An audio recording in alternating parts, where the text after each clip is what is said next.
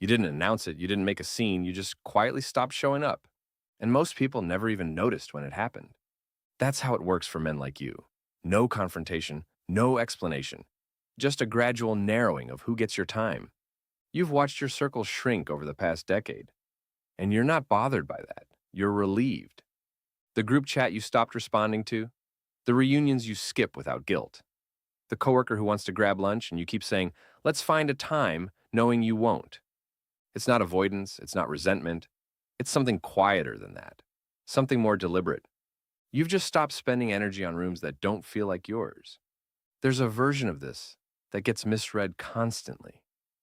People call it antisocial. They call it cold. They wonder if something happened to you. They wonder if you're okay. But you're not struggling. You're not hiding from anything. You've just recalibrated what contact actually costs you. Because by your 40s, you know something most men in their 20s don't. Not all connection is nourishing. Some of it is just noise wearing the face of belonging. And you've gotten very good at telling the difference. Think about the people who used to be in your orbit. The guys you'd call friends by habit rather than actual choice. The family members you'd see out of obligation and nothing else. The social circles that ran entirely on performance. Show up. Laugh at the right time. Ask the right questions. Pretend interests you don't have. You did that for years. And at some point, you just stopped. Not dramatically, not with anger. You just started being less available, then less present, then gone. And nobody got a formal explanation because you didn't feel you owed one. Here's what most people miss about this pattern in men. It's not withdrawal. It's not emotional damage surfacing. It's an energy audit. By midlife, most men have a much cleaner sense of what their attention is actually worth. They've watched themselves pour real time into relationships that returned nothing. They've sat through conversations that left them more depleted than before they started. At some point, the math stops adding up, and men like you stop pretending it does. You don't distance yourself from people out of cruelty. You do it out of clarity. There's a real difference there. The man who disappears out of cruelty wants the other person to feel the absence. The man who disappears out of clarity just stops making space for what doesn't belong. You're not trying to punish anyone. You're not carrying hidden resentment. You're just no longer willing to maintain connections that exist only because they've always existed. Inertia is not a reason to keep showing up. You figured that out. There's a concept in psychology called identity consolidation. It tends to happen gradually across a man's 40s and into his 50s. The social masks you wore earlier in life start to feel like weight you're no longer willing to carry. The roles you played, the agreeable one, the available one, the guy who always shows up, start to feel less like you and more like a version of you that you quietly retired. And so, the distance you create isn't a reaction to people. It's a reflection of you becoming more specific about who you actually are. The smaller the circle gets, the more real it becomes. You don't argue anymore because it stopped being worth it. Not because you gave up or checked out. Because you got honest about where your energy actually goes. A man in his 30s might still fight to be understood.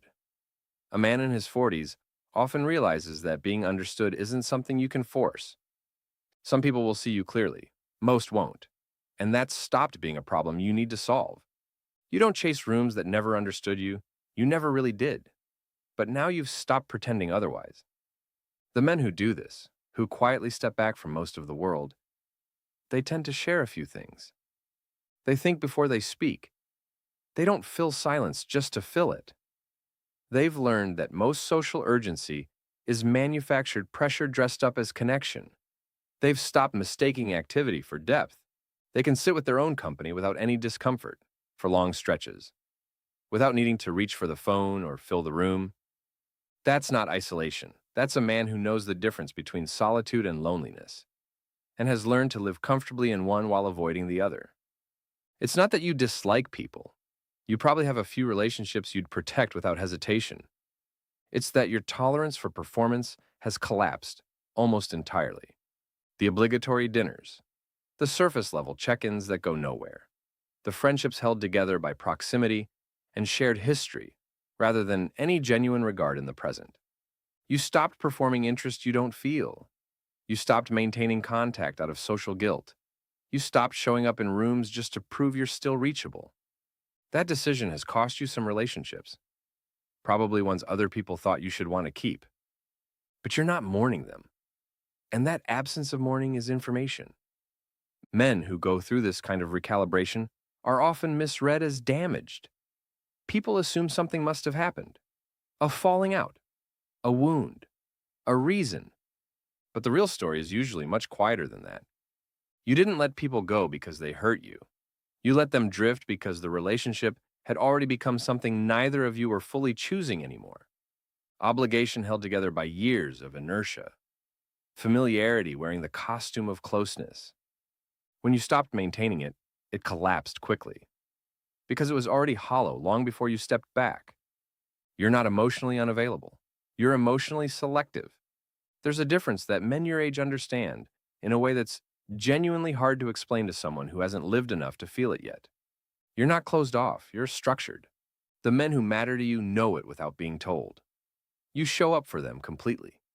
You're present in a way you're not present for most people. You're direct. You're honest in a way that most people in their lives have never experienced from anyone.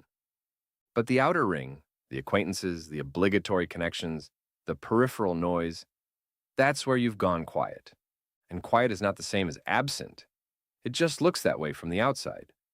This is what psychological maturity actually looks like in men who've done the internal work. Not louder, not more available. Not more willing to spread themselves across every relationship that asks for them. More specific, more grounded, more honest about what they're actually willing to give and to whom. You've stopped being everyone's version of you. You run a smaller, tighter operation now. Fewer people, more depth, less performance, more presence. And here's the part nobody says out loud. The men who've done this, who've let the circle collapse down to something real, most of them describe the same thing eventually. A kind of quiet they didn't know they were missing, a mental space that wasn't there before. Room to actually think, room to actually breathe. Not because other people were bad, but because maintaining connections that had no real foundation was taking up more space than they ever realized, until it stopped. You didn't cut the world off. You stopped letting the world decide who gets access to you. That's not the same thing. One is damage, the other is discernment. You know which one this is. You've always known. And that clarity, quiet, unhurried, requiring no one's approval, that's not something you arrived at by accident. That's something you earned.